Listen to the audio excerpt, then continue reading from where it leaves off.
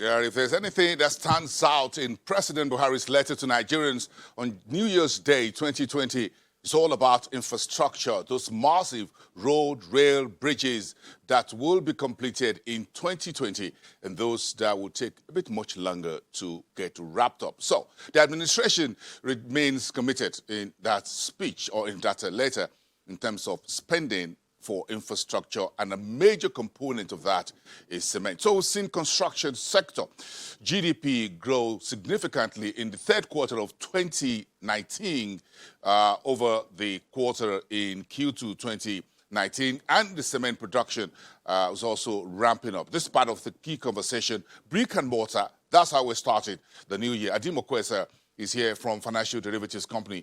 He's a research analyst, one of the research analysts, and is talking to us about this critical sector. Adim, good morning. Welcome to the show. Thank you let's very start much. the new year together on this brick and mortar. Let's look at the pillars, as it were.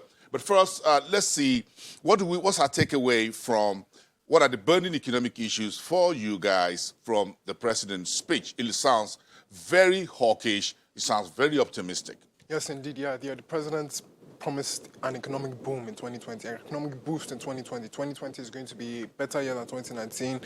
Based on projections from multilateral institutions and the government, we expect GDP growth to be faster than 2020. The World Bank projects an economic growth rate of 2.5%, which will certainly be an improvement of the 2% expected in 2019.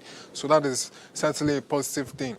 And with regards to cement and the Nigerian economy, we expect a construction boom this decade, certainly the start of this decade. Are there a few headline issues that you want us to take a quick look at? I saw a few things in the news. Folks are still in the New Year mood, by the way, anyway. Okay. But again, I'm sure there are quite of issues that we need to take on board as we digest what Mr. President says, supported by these other issues in the news. Yes, certainly. One piece of news that came out over the past couple of days, that Nigeria and Sierra Leone are planning a currency swap, is at its nascent stage of development, so a lot of details will still need to be hashed out. But with regards to that, a lot of Nigerian businesses, a lot of Nigerian banks are set up in Sierra Leone. Sierra Leone and Nigeria have a long-standing relationship. So certainly a currency swap with the fact that Sierra Leone's will be able to use the Naira as a legal currency, that will certainly be positive. And also stems from the fact that Nigeria and China currently have a existing currency swap agreements. China is also a major trading partner with Sierra Leone too. So that in mind will certainly be positive for Nigerian companies operating in Sierra Leone, Nigerian banks doing business in Sierra Leone, and also the traders. It will also be positive for its regional trade between Nigeria and Sierra Leone. So the Nigerian community in Sierra Leone is huge. In fact, if it's not the largest in West Africa, yes, we often talk about Benin, Togo, and Ghana, for example. But Sierra Leone is one country in West Africa where Nigeria has a very long history. In fact, in terms of trade, informal trade, very huge. Yes. From what I understand from history, there are certain parts of Sierra Leone that goes by the name Ibadan, which is in southwest Nigeria. Many Nigerian local languages are well spoken on the streets of Sierra Leone. So if you're in Sierra Leone, you're like in Nigeria. Yes. And of course, we talk about jollof rice. That's also one place where we've taken our jollof rice exports to. So I think the currency swap story coming through is a big story that we'll have to put within the context of the eco currency, which is the new one. Yes. And of course, the CFA franc folks dumping the CFA franc for eco and pegging it to the euro. I'm sure that's a conversation moving forward. But is anyone enthused by the PMI for the month of December, which the central bank released at about 60.0? Yes, certainly. This is well above the neutral mark of 50. Yes. 50, yes. PMI has expanded for the 33rd consecutive month. That means manufacturing activities are increasing, which is certainly positive. So all the major sub-indices also posted positive growth, so that is certainly positive. So we hope that trend continues in the next month. Yes. Based on seasonal trends, that trend should continue. The PMI should continue to increase, at least certainly for the first quarter of this year. Yes. Okay.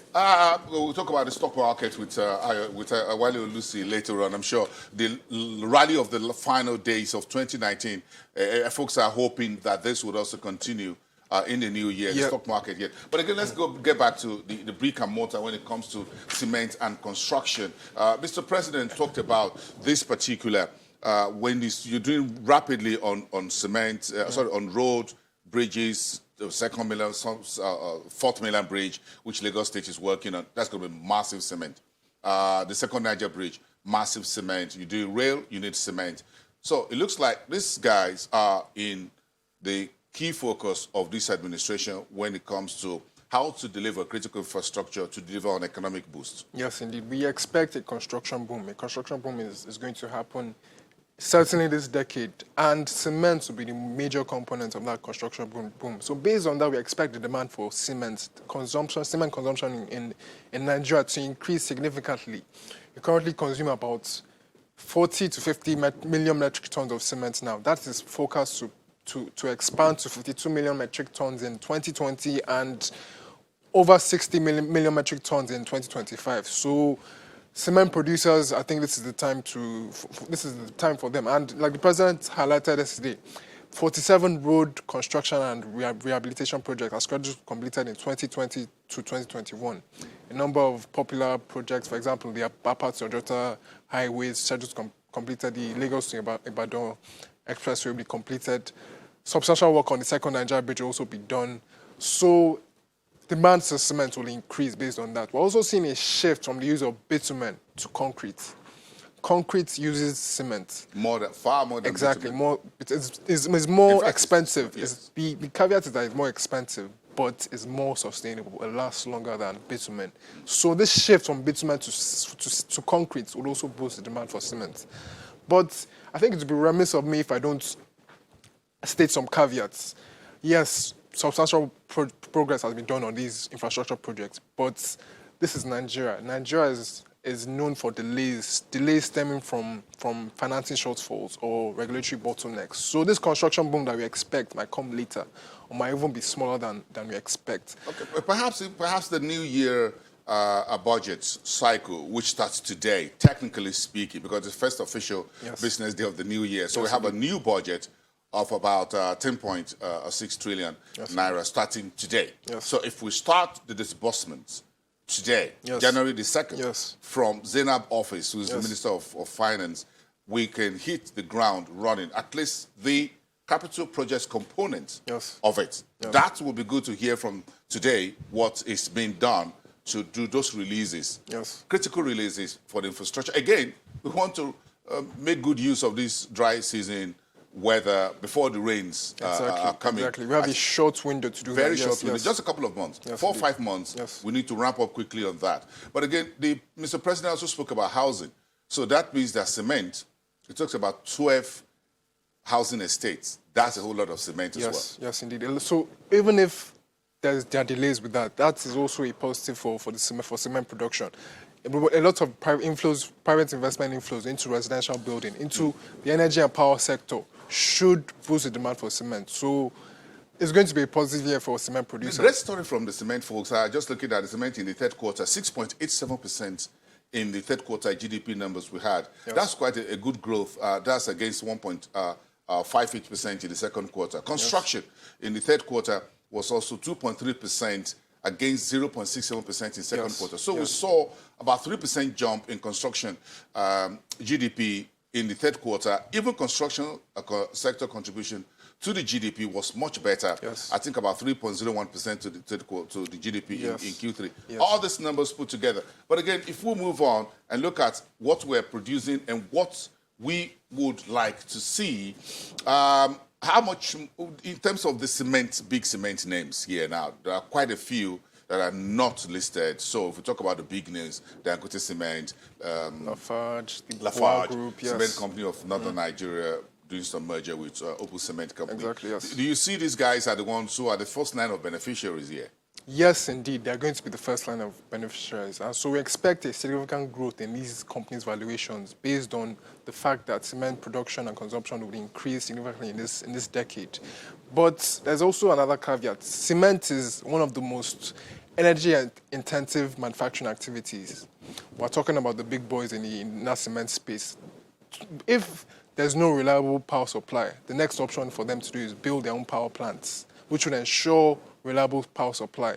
But not everybody can do that because they're extremely expensive. So that is why we need to sort our power sector right. The president talked about perhaps ongoing liberalization of the power sector. Maybe that's a hint about maybe cost-reflective tariffs will be brought on this year. We still don't know. So what I'm trying to say is that we need to get our power situation right, which would help these cement producers boost output and also help with our construction sector. I'm sure in terms of energy, if you go back to electricity, which of course Mr. President also included in his message or in his letter yesterday, containing this message for the new year, that yes, the government is going to ramp up on electricity and we can expect reliable and steady power supply 12 months into this renewed focus. So if we give Mr. President the next 12 calendar months, maybe down the line, some of what he said would have worked. That was what was contained in this paper. But again, these cement giants like Lafarge,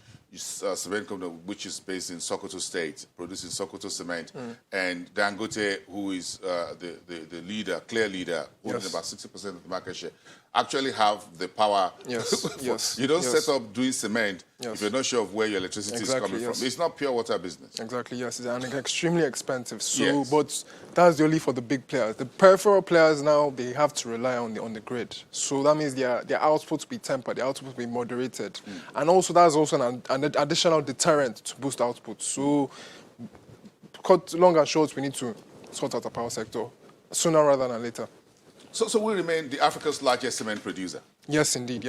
But we have players like South Africa, Kenya, and Ethiopia also ramping up production. So they are following closely behind Nigeria. But Nigeria, we are the largest African producer, producing about 40 million metric tons, which is quite big for our country, yes.